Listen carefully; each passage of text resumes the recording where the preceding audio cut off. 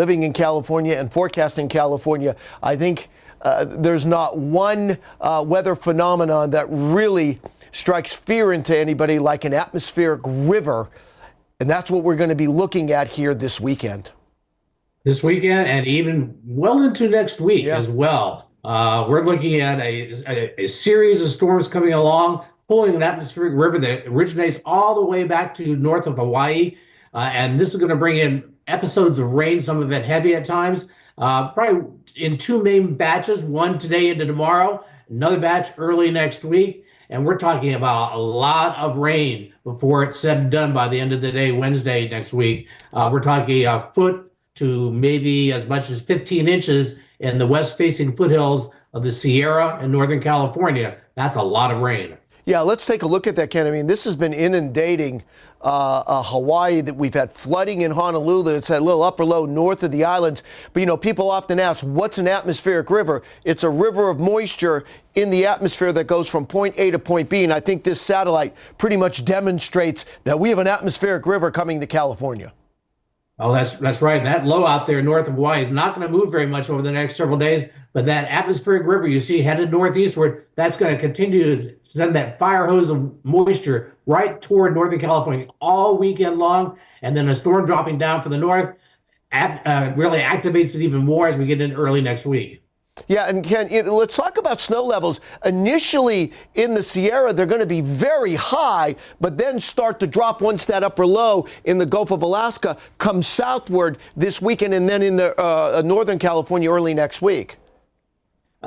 Snow levels are going to be rising probably to about 6,500 feet, maybe a little higher than that as we go through the next 24 to 36 hours. Stay high into early Monday and then really drop maybe down to even places like Redding could get a little snow before it's all said and done with. So I'm looking right now that the ski areas in Northern California are probably going to end up with 5 to 8 feet of snow at least before it's all said and done with by sometime on Wednesday of next week. That's a lot of snow.